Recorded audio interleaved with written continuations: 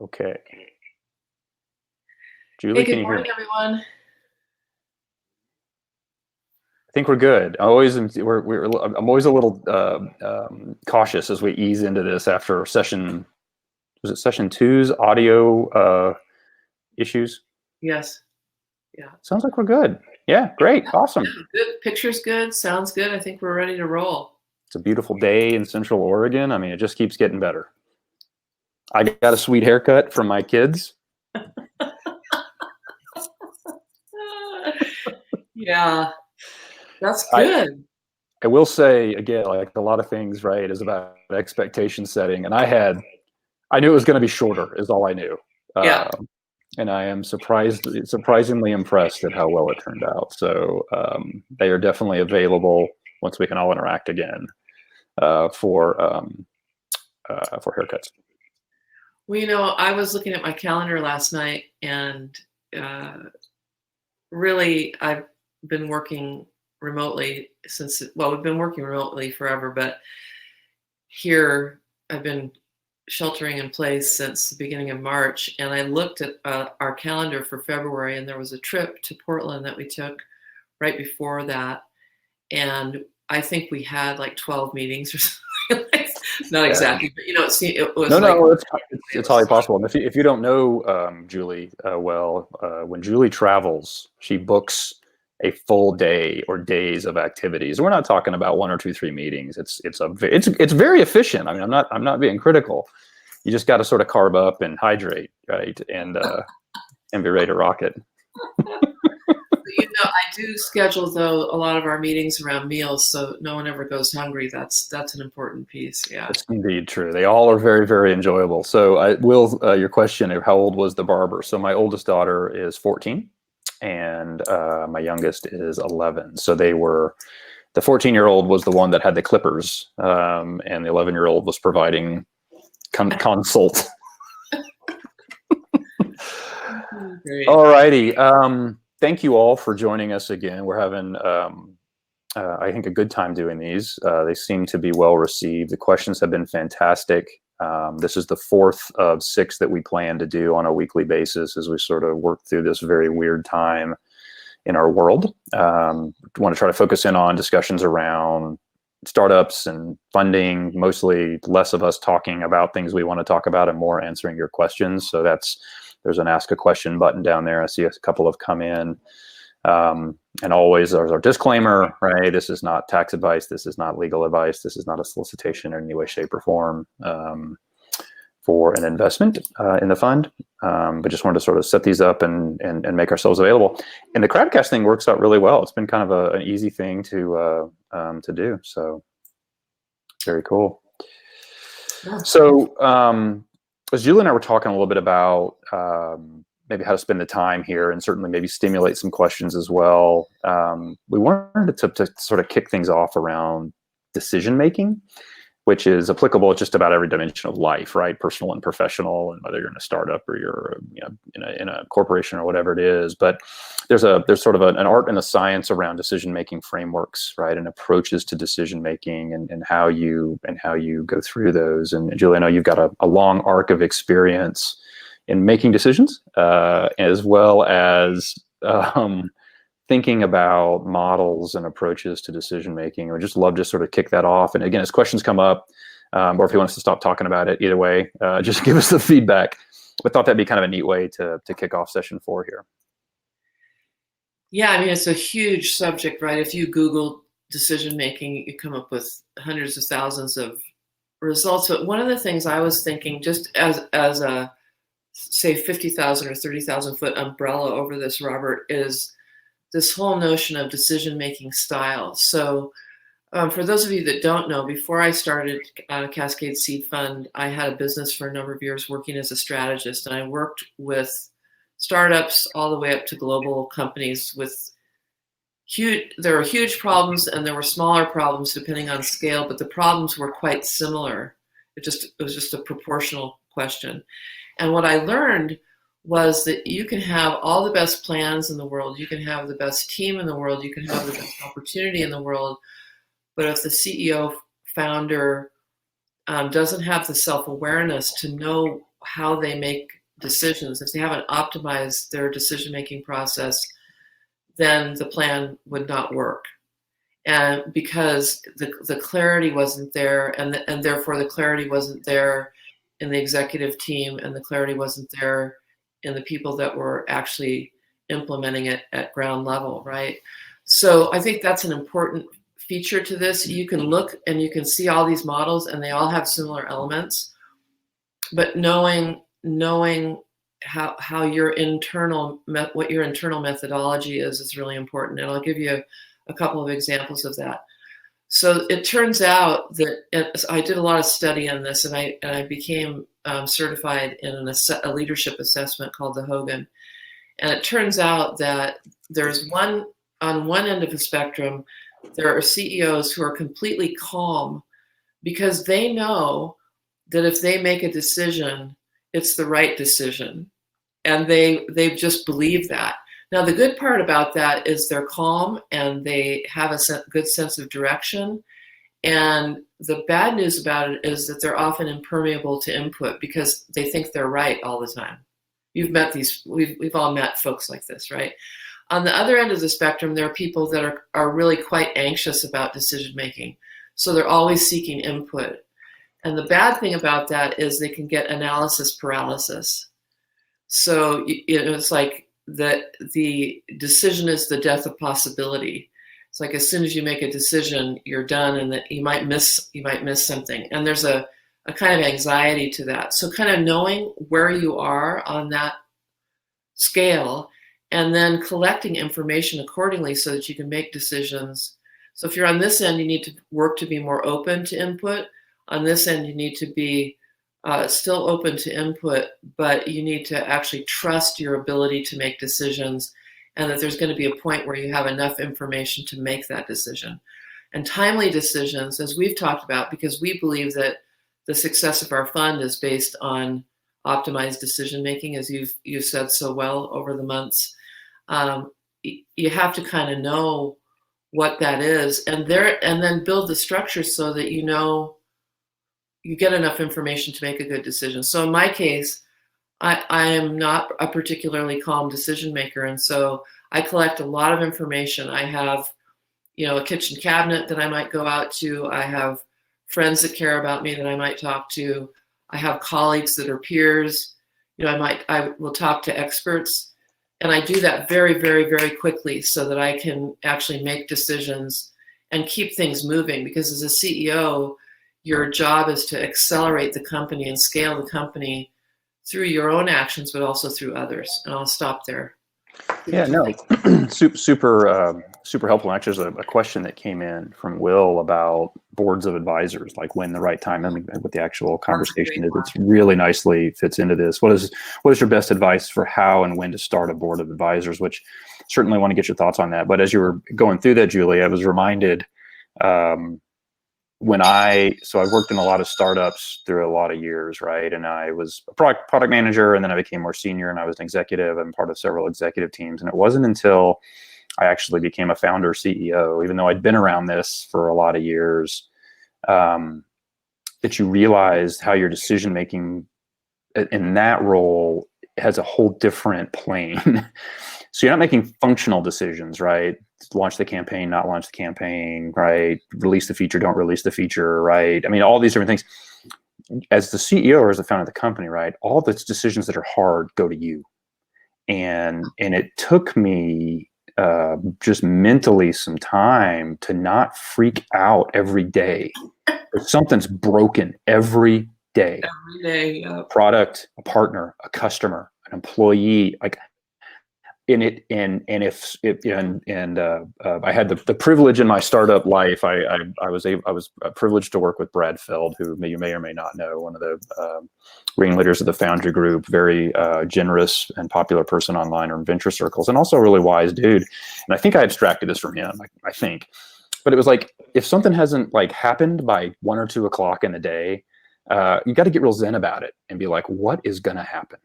Like, what is going to be really bad that's going to hit my desk at 4 o'clock in the afternoon that I'm going to have to tackle or resolve or whatever it is.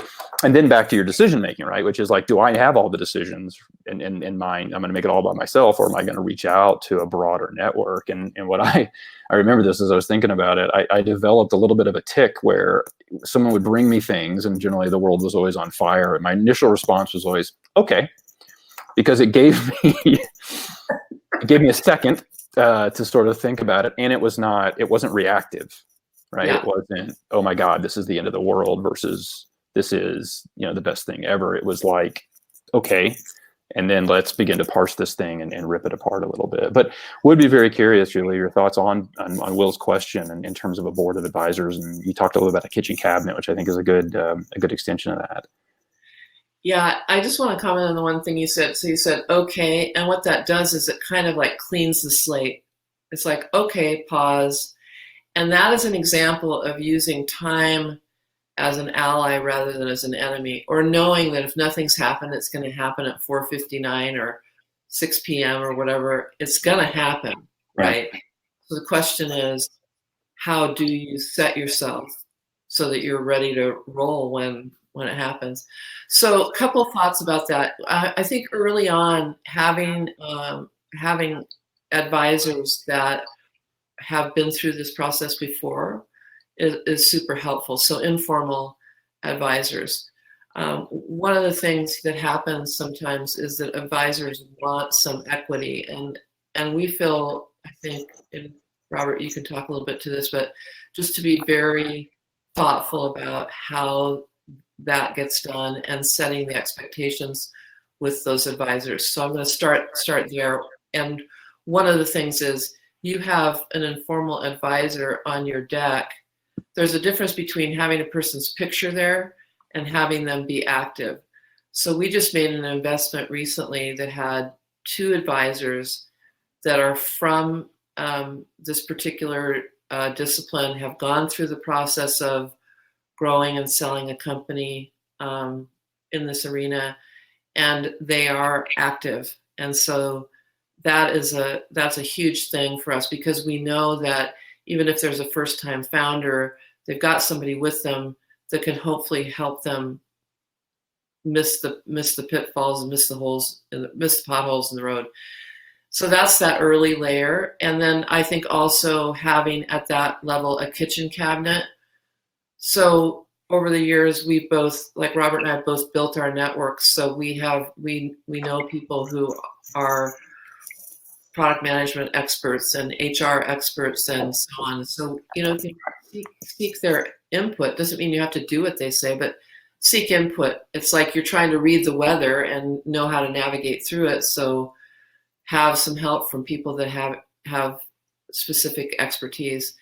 And then I think, at the point where you start taking on external investors, particularly if you're in the area where we are, we often see at a seed stage companies just really starting to think about that. And if you have institutional investors, they will most likely start requiring that you have some sort of regular governance.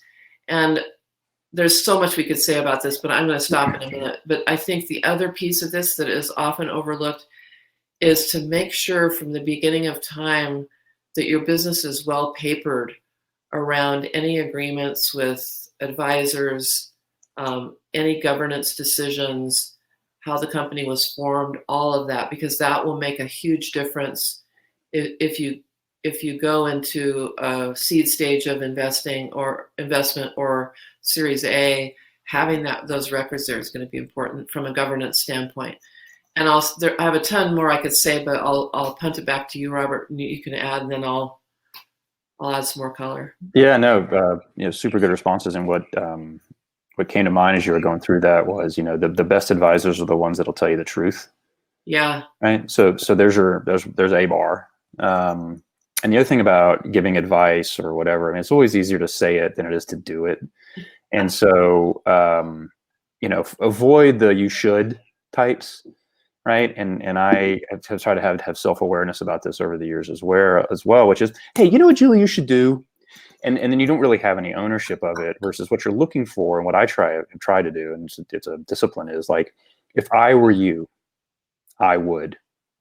right? So I take some ownership of it. And again, as the receiver of that input, you may ignore it, right? A lot of times you will, but it will provide a perspective. Well, you know, if I were you, I would take this action, or I would send this, or I would say this, or I would convene this. And once you've given something actionable like that to evaluate, you can decide that's a horrible idea. I don't want to do that.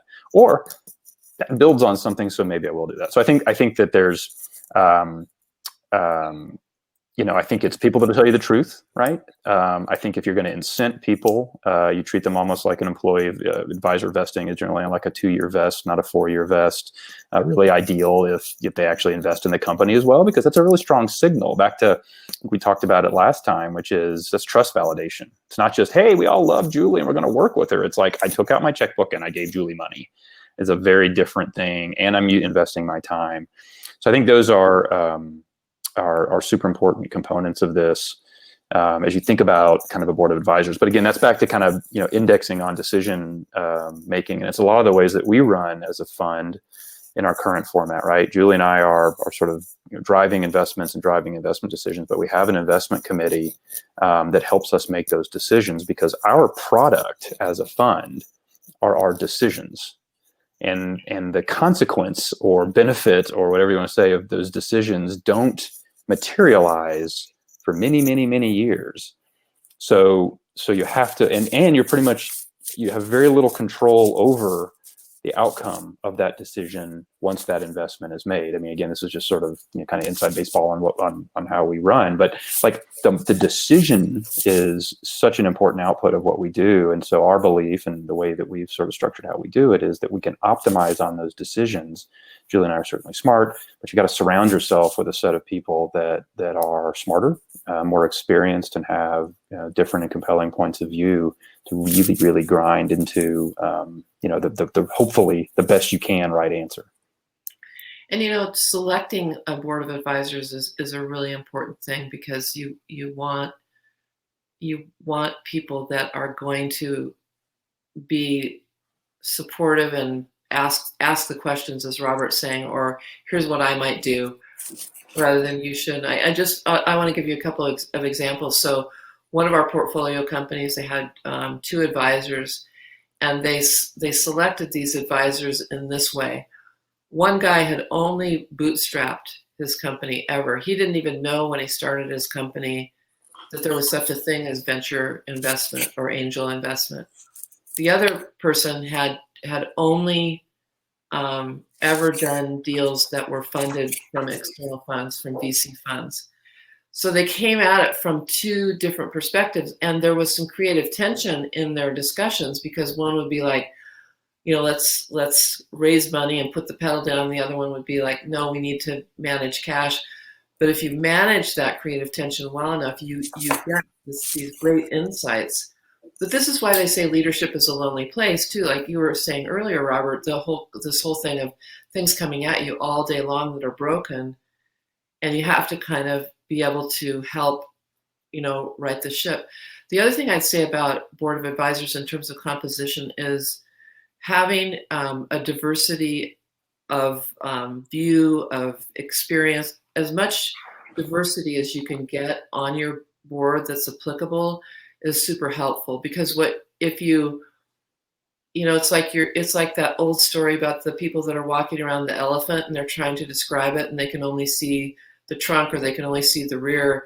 If you get enough diversity of perspective, you get a whole lens on the company. That's super important. I would also say it adds another job for the CEO founder to manage a board of advisors well, because expectation setting so that you don't get fly-ins from board advisors is just a super important piece of this, because people want to do the right thing. And so in the absence of a clarity around expectations of what a board would provide, a board of advisors would provide, they're going to make up whatever they're going to leverage their previous experience, and they're going to say, oh, this is what it is. But as a founder, as much as you can define what's helpful to you, I think that helps the board of advisors be less of a pain and more of a value add. Yeah, for sure. I mean, you can have advisors without it being a board of advisors that has some formality to it. And as you were going through that, Julie, I was reminded, maybe it's deep in the catacombs of my brain. I think this was back in the first startup I was in, so sort of in the .com era. We were really good at raising money. We're really bad at building a business, like a lot of companies at the time. And I was a mid-level whatever thing. I happened to be in an investor pitch, and the CEO that was there, and we had this slide of advisors, right? And it was like the marquee of the marquee. And whoever the venture capitalist was asked, he's like, "Oh, okay, so-and-so's on your board of advisors. When's the last time you talked to him?"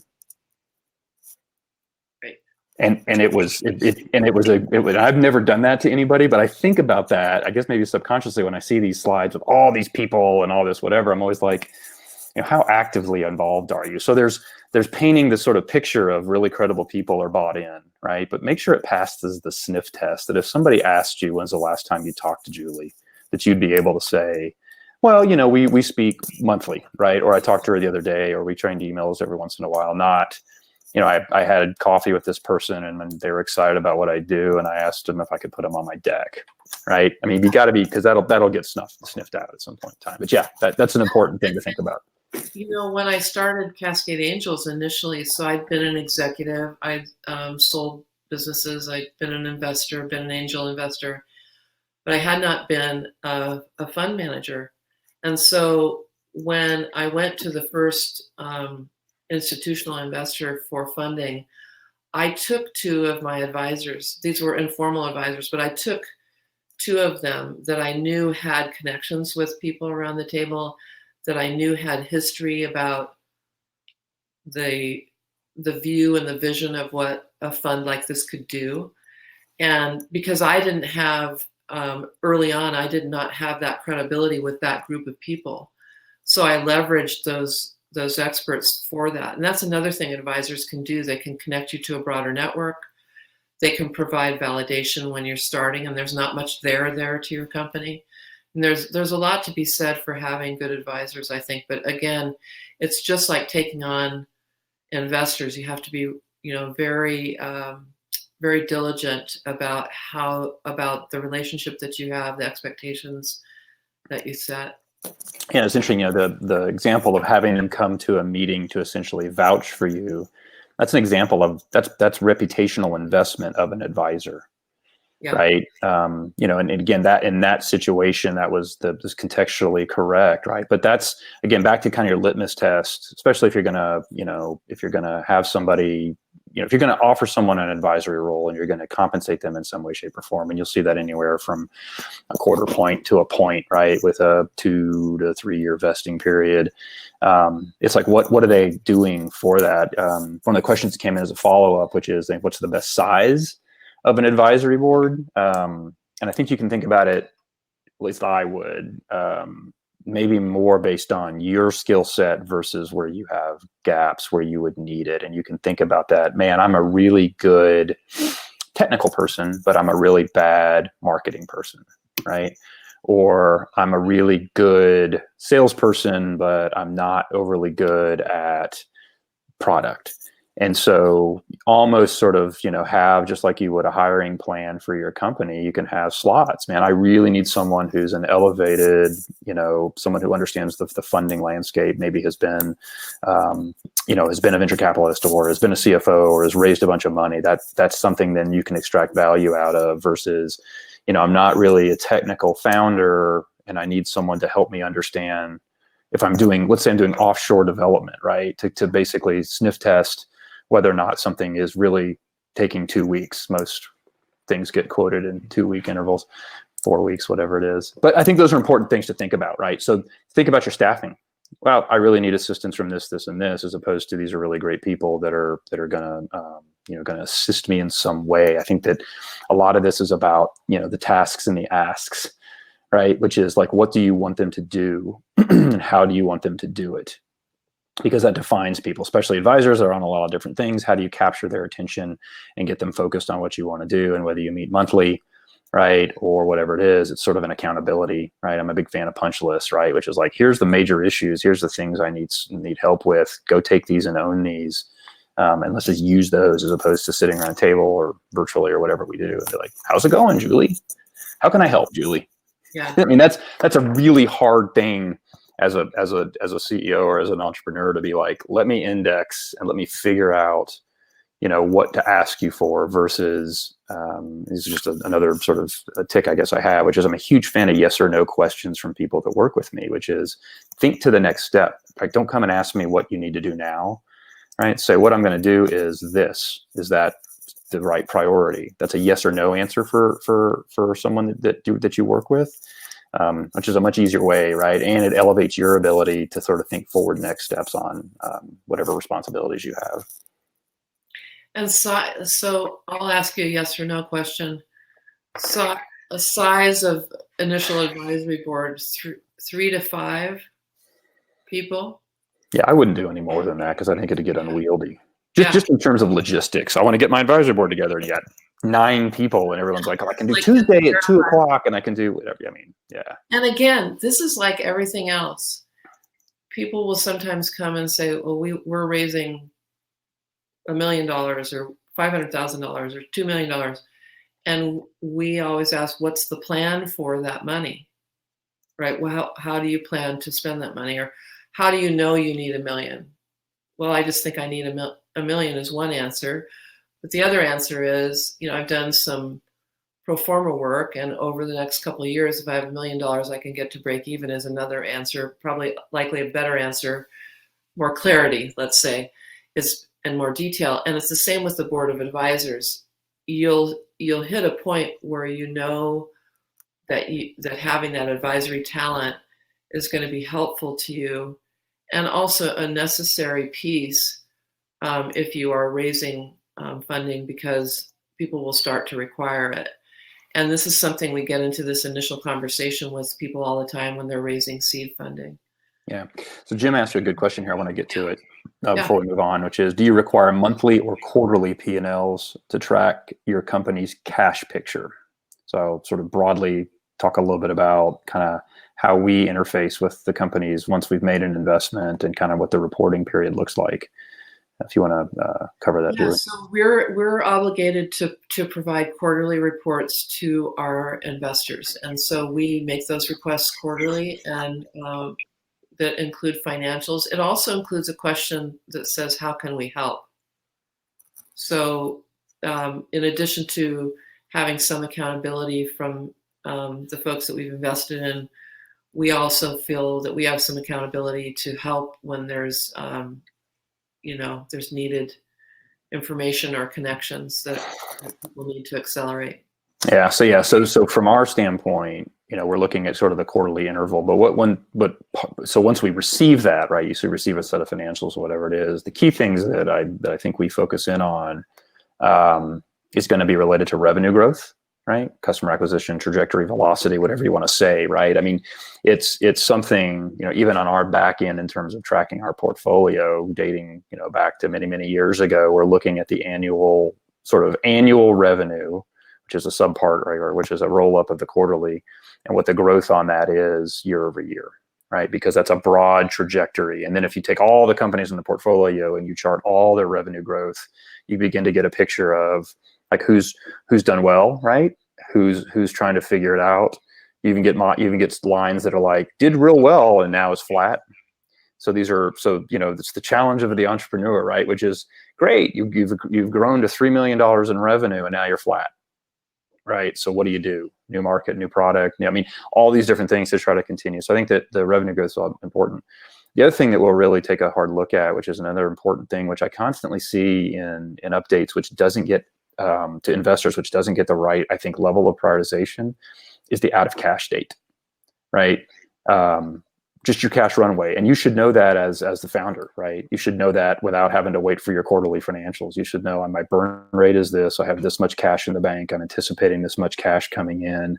And based on that, I have N number of months of runway, right? And I think that you different sort of levels of I would say concern or knowledge is important, which is like if you've got 18 months of cash runway, great. Right? If you've got 12, great. If you've got 6, yeah, then you need to think about that a little bit, right? If you've got 3, you're already behind the 8 ball, because if your plan is to go raise money, it's going to take you at least 3 months to raise money. And you don't want to be at a 0 cash balance when you're out trying to raise money. So, there's a lot of things that are in a set of financials. And if you're not a financial person and an entrepreneur, it can be very confusing. And what is amortization? And why do I care? And what is EBITDA? I mean, all those are important, right? And this goes back to properly papering and properly reporting, on your company as it relates to investment or acquisition potentially in the future. But from an overall sort of financial picture, I think there's revenue, right? And then cash balance. And then what you get with cash is burn rate. And burn rate is going to be the things you're spending money on, which is going to be 60 to 70% of that is going to be payroll. Right? And then there's going to be a lot of other things that sort of that dip into that. So I don't know, hopefully that kind of addresses the question. Somebody asked, you talked about the quarterly reporting and the financials. Somebody also asked, what's a reasonable number of hours to expect from an advisor? And I would say 2 things about that. Just from my experience, and remember, this is the world according to Robert and Julie, but just from what I've seen anecdotally, I would say like 3 to 8 hours a month. But importantly, and this is something I learned, I went to a speech by Madeleine Albright one time, and she said when she first became the in the UN as a security advisor, she pulled together a group of people, and one thing that they committed to was to take each other's calls. So with an advisor, having a person who will take your call is super important. In every business that I've owned, I have had a couple people like that who were advisors that I could call, if something blew up at 8 o'clock at night, which I wouldn't recommend doing this all the time, but there are times where there's just something you got to take care of, right? And that is the kind of person that you want to have on kind of having your back on things. Yeah, absolutely agree. Right. I think that's the, hey, I just need to bounce something off of you. Right. And that's not, let's schedule a time, right? Everybody's busy, but a text, right? Or, hey, you available, right? And then you as the advisor, prioritizing accordingly as well, that this is an important thing. And again, it's like, if those don't come with, frequency, if all of a sudden someone is like, I'm an advisor to that company, and then, I haven't talked to them in a couple of weeks, and I get a ping of, hey, you got a couple minutes. Like, I think those are important things to be like, that's not just shooting the breeze, right? Something is clearly cooking that, and again, back to, you should is not the right way. It's, if I were you, right? Because you have to then sort of take some intellectual ownership of it and kind of pre-process a little bit. And if someone's not capable of delivering input in that way, then that may not be the best. They may be a great person, but they may not necessarily be the best advisor. Yeah. Okay. So now back to the cash management thing. Sorry, I know I'm jumping back and forth, but back to the. No, it's okay. The good news is it's just you and I talking, so we can go any way we want to on this. The cash management thing. So I think when you're running a business, knowing where you stand cash wise, like every day, is important. I mean, that's how I've always done it. I think you and I both still have that discipline to this day. We look to make sure that everything is good. And because what you pay attention to happens, right? And facts are friendly, especially in these early days where it's like, there were times where I had to manage the cash so closely because, in order to meet payroll. And you have to know that, and you have to face it, and you have to say, oh my gosh, that's going to be a problem in 4 or 5 days. What am I going to do? Or that's going to be a problem in 2 weeks or a month. What am I going to do? And so having like even just simple cash management tools, which I've mentioned this before in our conversations, where, you have a simple spreadsheet that says how much money you have, when the money is coming in, when the money needs to go out, and working on that to make sure that, you're always in the black, even if it's not a huge amount, makes a big difference. And it also makes a big difference because you're being conscious about it to your cash utilization, because you tend to make less mistakes, you don't overspend as much because you can see how impactful it is on your bottom line. Yeah, for sure. And it's interesting you bring up payroll. Like, I just think that if you've, like, back to advisors and what would make a good advisor in a startup world, like, if you've been responsible for making payroll, right, you understand a whole different set of things, especially in a very cash-strapped business like one of the ones that I had started, where I had to make a decision of everybody gets paid and I don't. Yep. Right?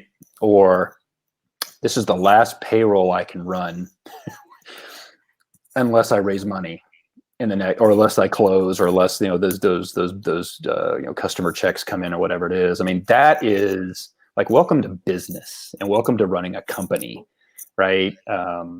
And your responsibility when you hire people and you have employees. I mean, they have lives and they have dependencies and they have a lot of things. And again, that's, talk about weights that are on your shoulders as an entrepreneur if you're responsible for pushing payroll. Yeah, and so I absolutely agree that the cash, right? It's like, well, I get that via ACH and they usually pay pretty early, and God, they never pay, but maybe if I just give them a call, right? Jimmy over in accounts payable will cut me a check. Yeah, I've made those kinds of calls, and I've gone. You told me a story about going and sitting in the lobby, right? Julie's here for her money. And the amazing thing is that they did it. Is at that point that was a very large corporation, and they actually did it. So making requests. There's a reciprocity question in here. So a function of being successful is the frequency and magnitude of your requests, right? So in that case, I was just like, I have to get this money, and I'm committed to doing it. But what I had with that company was we had really done great work for them, and we had done everything we promised. So we promised to do something, we did it. So when I made a request that was a little bit outside the normal bounds of their standard operating procedure, they were willing to do that. But yeah, been there. How are we doing? Are there any other questions? Yeah, there's a couple that come in, which is good. And again, as we were kicking this around ahead of time, we were kind of back to decision making. And one of the things that sticks out, and I was going to do the research ahead of time to actually have more details on this, but I didn't. So let me talk in summary level. So I read a book a long time ago.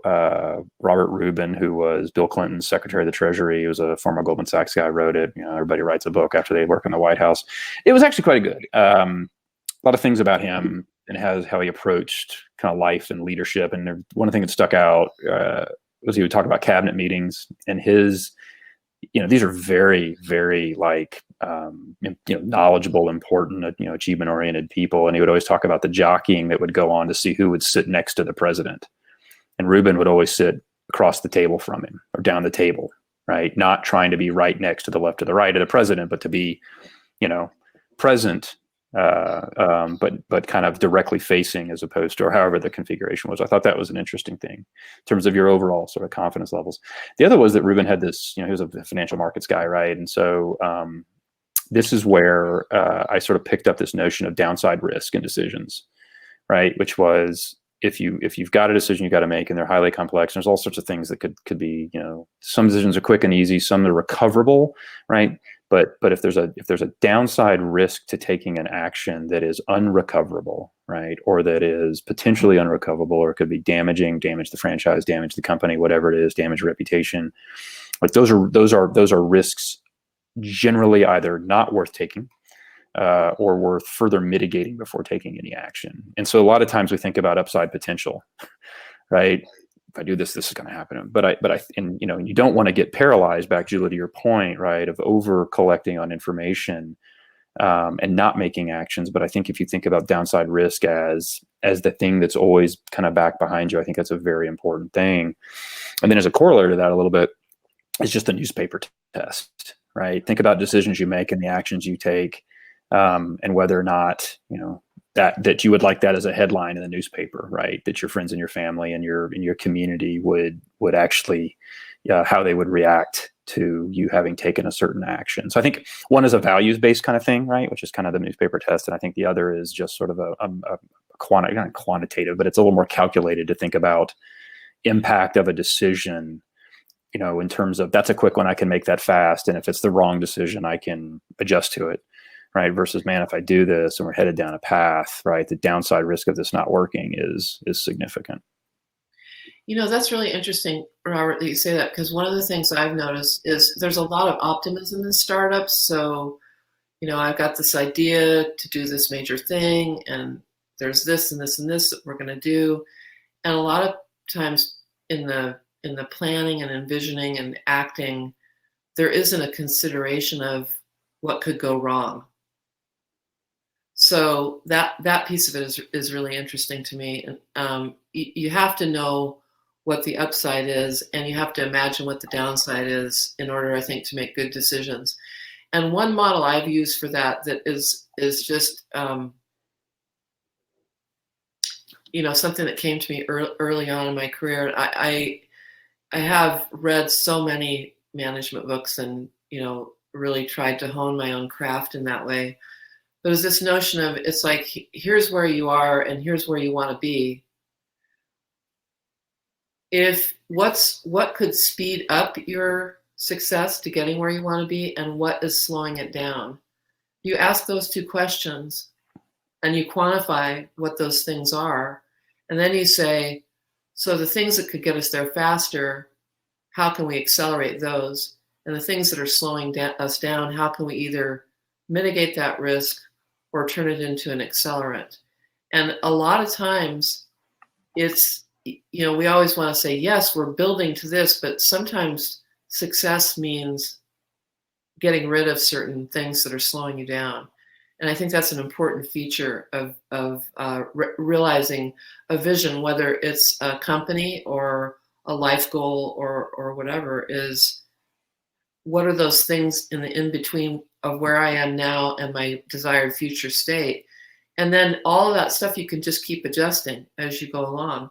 And your end goal might not be what you originally envisioned, but you're heading in a direction. And I learned this, I did this primarily solo boat trip, and I was on the first day, and I went through this place called Deception Pass, which is very narrow and has really strong currents. Mm-hmm. And I was like, I got out of there. If you get stalled in there, you can get spun around and thrown up on the either side of it's basically a canyon.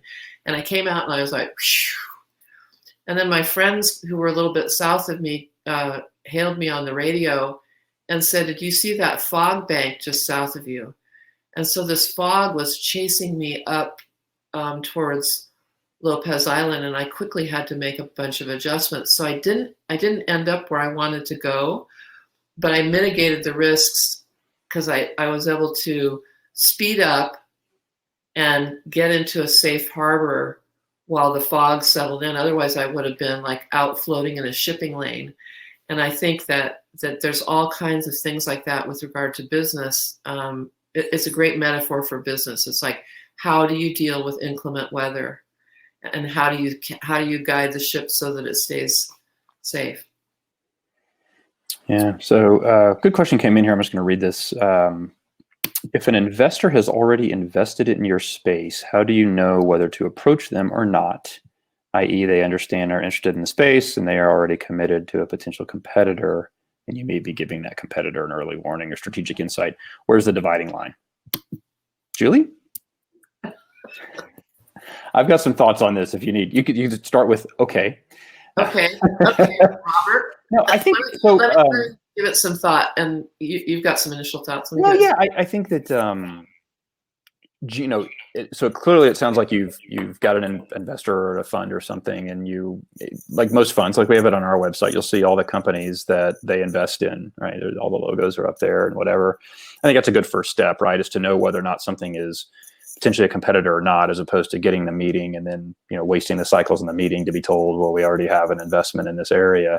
So one, I think, is the sort of proactive identification. Then I think the next step is whether or not they have a policy, whether it's formal or informal, of not investing in competitive companies. Like some people don't care about that, right? Or get into the math of this. There's early funds 10 years ago, maybe that invested in something and that fund is fully deployed and that had a different partnership structure. And now there's a new fund and they're doing something different. So I think you can ask the question, whether you make multiple investments within a certain category or are you picking one.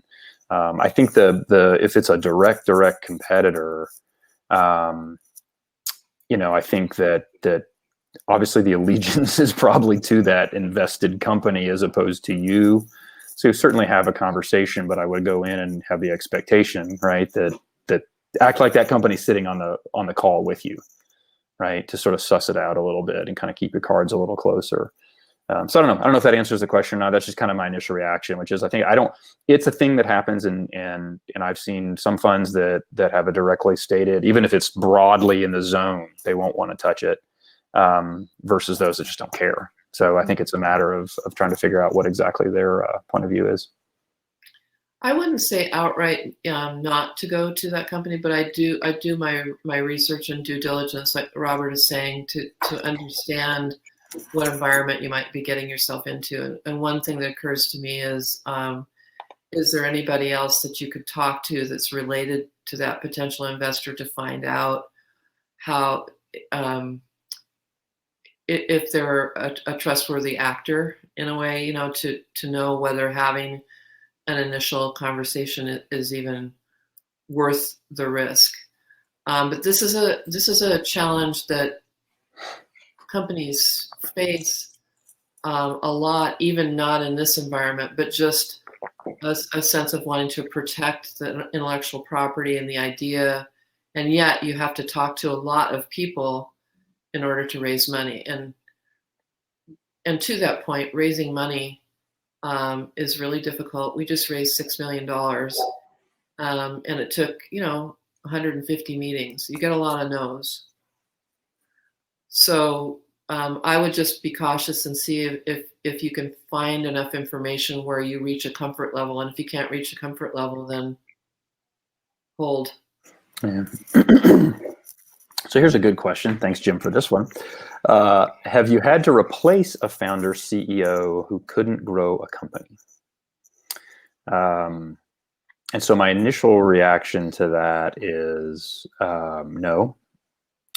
Because I think the stage we invest at and the role we play as an investor at this stage, if we don't believe in the founder or the founding team and their ability to take the company, at least through its sort of seed to kind of, into kind of growth, then we won't make the investment, right? So confidence, I think, is part of what we're trying to develop as we build a relationship and get to know a founder or a founding team.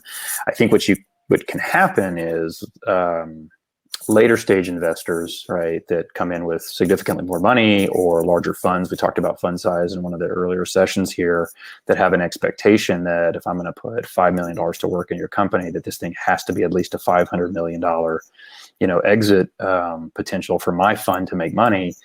Then the pressure can come on in terms of, is that the right person to do that? And I think that's sometimes where you'll see a little more pressure. And pressure is not just on the founder CEO. At that time, it's going to be, on the executive team. Tremendous pressure placed on VPs of sales. Tremendous pressure placed on VPs of marketing. I think there's a ratio I sort of tongue-in-cheek think about, which is, it's like 3 VPs of sales to 2 VPs of marketing to 1 CEO, and that generally plays out over like 5 to 7 years. Because this is a technology company example, but like once a product's built, essentially, right, and there's allegedly product market fit, then it's kind of go-to-market execution. But there's a lot of things that can be broken in that, which is it the right product? Is it the right market? Do you actually really have product market fit? And is it time to really bring in, highly skilled sales talent to sort of scale up a sales organization, which I've seen in the past, which it wasn't. The team that was brought in, the VP of sales was exceptional, but the product was not filling any need in the market. And I was a junior little person in the company at the time, but like that had been missed at the board level. Right. So they were sort of hunting for the personnel answer as opposed to a little more systemic answer. So I don't know. That's kind of my take on that. I mean, Julie, you've got this great saying where you talk about, we're active but not activist investors.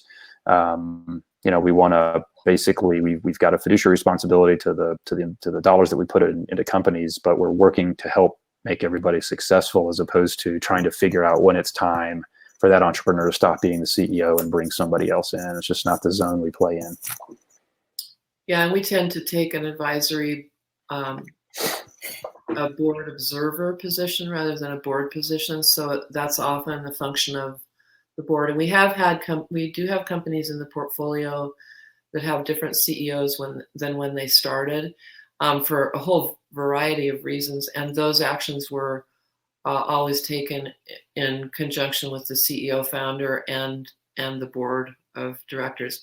And they were almost, in my estimation, the timing was always, good. And I think that this is something, if we go back to the beginning of when we actually make the investment, we're looking at founders that we believe in, but we also look for founders that are permeable to input, so that if they do get to a point where, say they're wildly successful and they get the company to 5 or 10 million, and then they're not the one to carry it forward, they've got enough self-awareness to know that, maybe it's time for someone else to take it over, or they've got enough coachability and moxie to basically make that transition into the next level.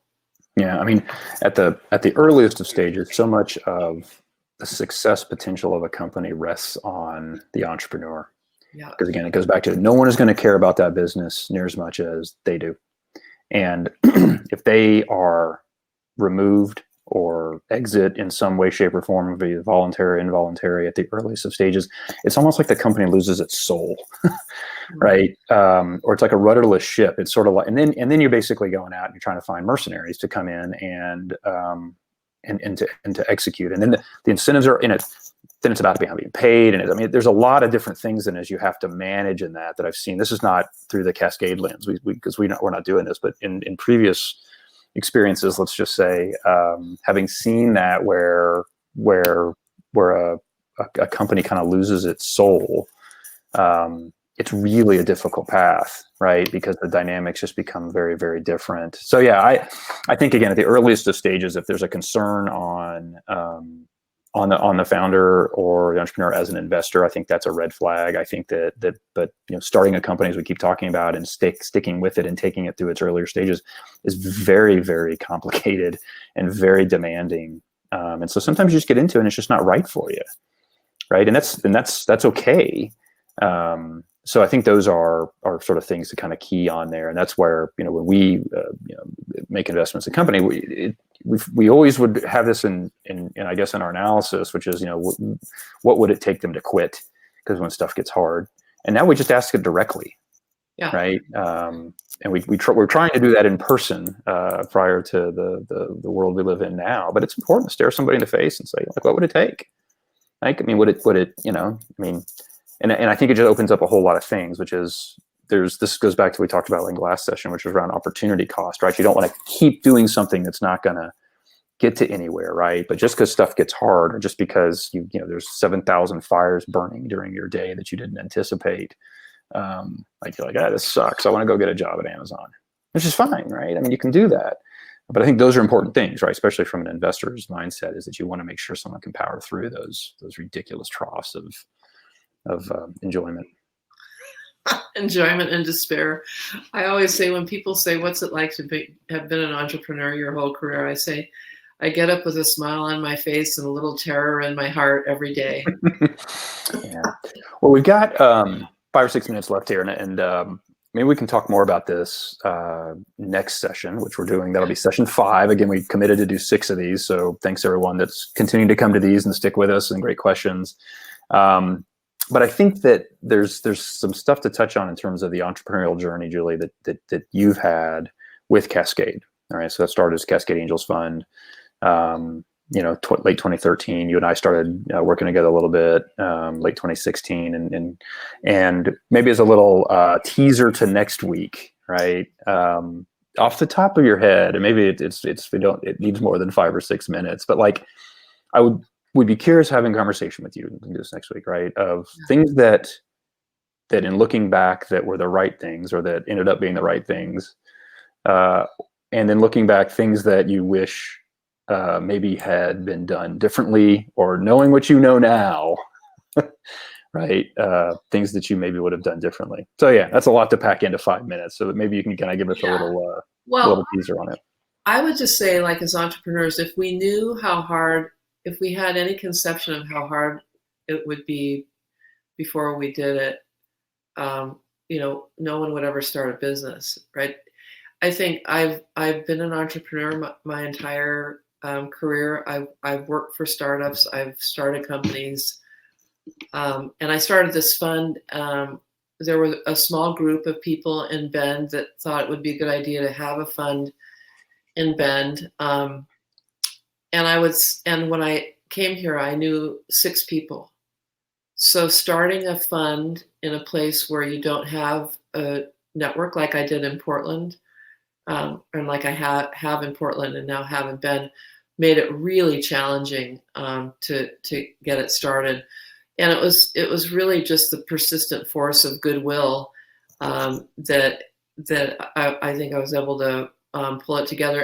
And it really, I think, was one of the hardest businesses I've ever started. Now we have a lot of momentum, so it's a different story. But when I started raising money, we had no docs, no website, no registrations with the state. There's a huge amount of compliance involved in starting a fund. So there were a lot of inherent challenges. I think it's also the case, and I don't ever give this probably as much credence as it has, but less than 9% of the fund managers are primarily men. And so being a new person on the landscape, being a woman, not having any, the fund didn't have any operating history, and then beginning my career in Bend by saying, hi, I'm Julie, would you like to write me a check for $20,000? It's a challenge. Yeah. So, yeah. Well, good. Well, let's do this. Let's plan on, and again, we'll see if maybe nobody shows up next week. They're like, wait, I don't like that. Let's plan on talking about that a little bit more next week, just to kind of guide the conversation, because I do think there are some instructive, again, most folks, I guess, wouldn't think about starting a fund as an entrepreneurial journey. And I always sort of compare and contrast this with, like, as an entrepreneur, right? You kind of make decisions, and you see the impact of those decisions in the week or the month or the quarter, right? That you're reporting. Really, especially in the seed stage of a fund, right? To try to sort of start something, right? It takes so long to generate returns. I mean, that's there's a really good article that Ian Hathaway wrote a year or so ago about time to exit and looking quantitatively at things, and the time from first check into a company to some exit, generally through the acquisition, somewhere between 6 and 7 years, right? So how's that for a feedback loop? Right. And getting people to believe in you, that you're not going to be able to necessarily give them results in a month, a week, or a quarter, or a year, that it's going to be a little bit of a longer view. I think there's definitely some instructive stuff in that to dig into a little bit. So we'll use that kind of maybe as the way to sort of drive the conversation. And then great questions have come in today. This is back to sort of hopefully some things we say, kick off, questions you may have, or if you don't like what we're talking about, it's very easy to distract us. So just ask us a tangential question. But this has been fun. I appreciate everyone hanging with us and coming to these again. Julie and I are enjoying doing it, and seems to be a pretty straightforward thing. So session 4 is in the books now. All of these we're posting to the Cascade Seed Fund website. You can scroll down to the bottom and see them if you are so inclined to want to listen to the replay. And we'll look forward to doing another one of these next week. So that'll be session 5. Yeah, and please feel free to write us, via email, or give us feedback here in the chat about what worked well, if there's anything we could do differently, because we're experimenting and just trying to be helpful and hopefully not boring and a little bit engaging. That's right. There are no shortage of ways to spend your online time these days, and we do appreciate you spending it with us. So yeah, email addresses are pretty easy. It's just Robert at Cascade Seed Fund or Julie at Cascade Seed Fund. But yeah, appreciate everyone coming, and Julie, always a pleasure to have. Very nice to online chats with you. Yeah. Okay, have a great day, everybody. All right, thanks everyone. Bye-bye.